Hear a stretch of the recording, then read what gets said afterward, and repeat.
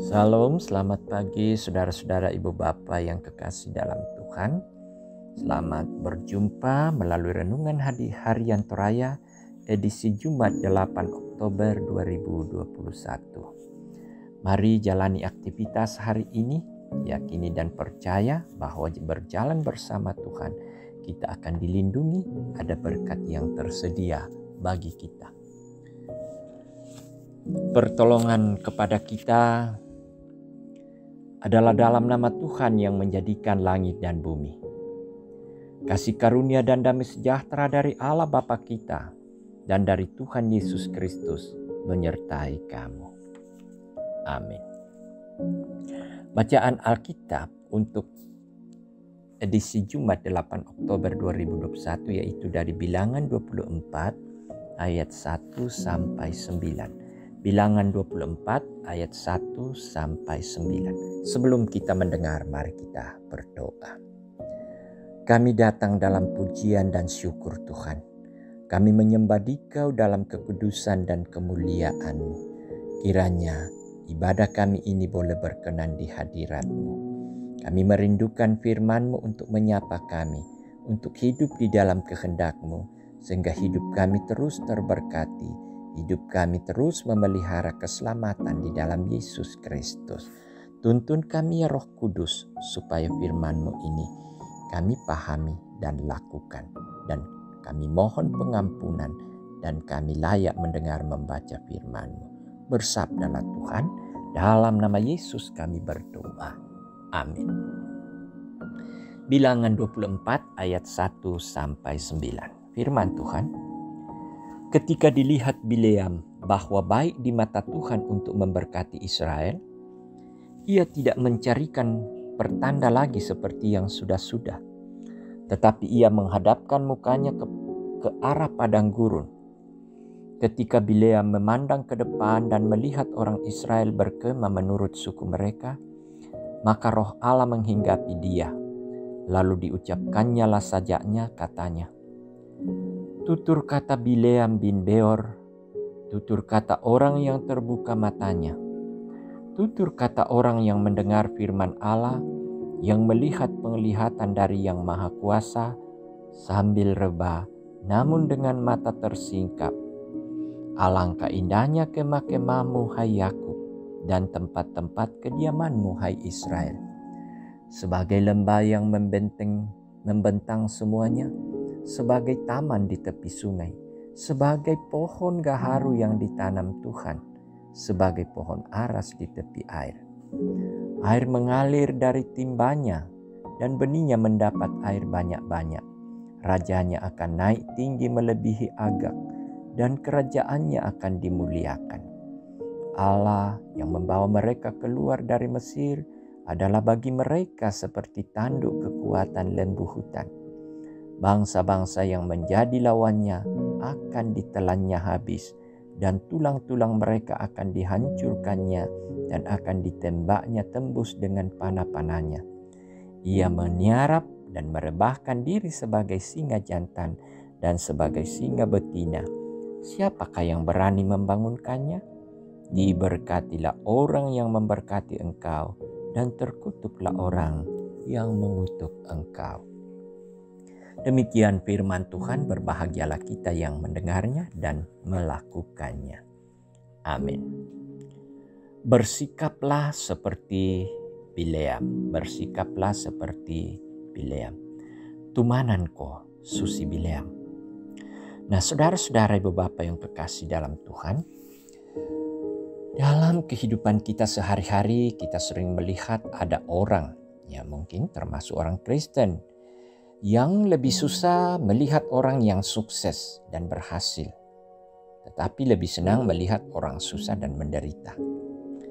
Inilah yang terjadi pada Balak, raja orang Moab, yang memanggil Bileam untuk mengutuk orang-orang Israel yang sementara berkemah di dataran Moab. Bahkan Balak meminta kalaupun Bileam tidak mau mengutuk orang Israel, janganlah ia memberkatinya. Namun sekalipun demikian, saudara-saudara, dalam pembacaan kita ini nyata bahwa Bileam lebih tunduk pada kehendak Tuhan daripada permintaan Raja Balak. Ketika Bileam melihat bahwa baik di mata Tuhan untuk memberkati Israel, atas tuntunan Roh Allah, ia mengucapkan berkat dan bentuk sajak sebagaimana dalam ayat 3 sampai ayat 9a. Bahkan dalam ayat 9b, Bileam tegas menyatakan bahwa diberkatilah orang yang memberkati engkau dan terkutuklah orang yang mengutuk engkau. Nah, saudara-saudara, kita pun diutus ke dalam dunia untuk memberitakan damai sejahtera Allah yang mewujudkan secara sempurna di dalam dan melalui Yesus Kristus. Hal inilah yang juga melatar belakangi lahirnya moto Gereja Toraja, menjadi berkat bagi semua. Menjadi tanggung jawab setiap kita untuk benar-benar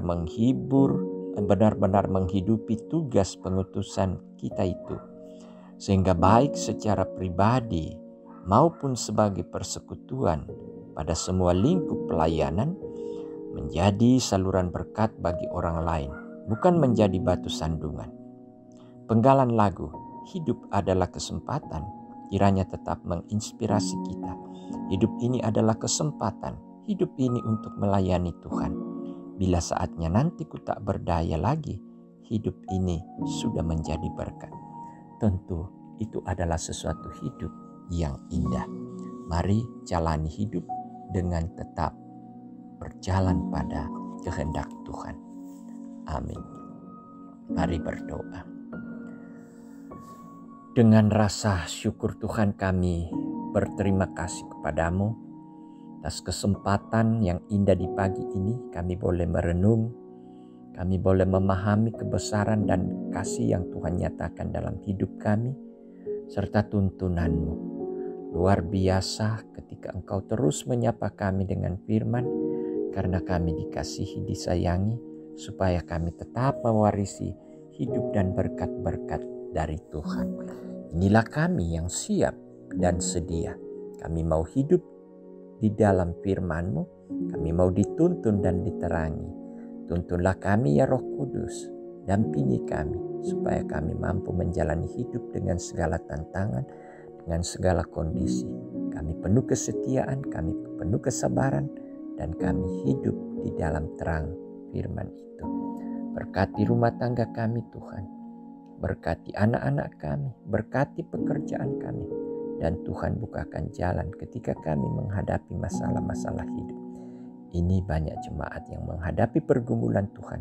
Kau sendiri mengenal mereka. Dan mereka yang bergumul di sekitar pekerjaan, bergumul di sekitar pendidikan anak-anak, bergumul di sekitar penyakit, bergumul di sekitar hal-hal lain. Tuhan sendiri yang menyaksikan dan merasakan, bahkan mendengarkan doa mereka.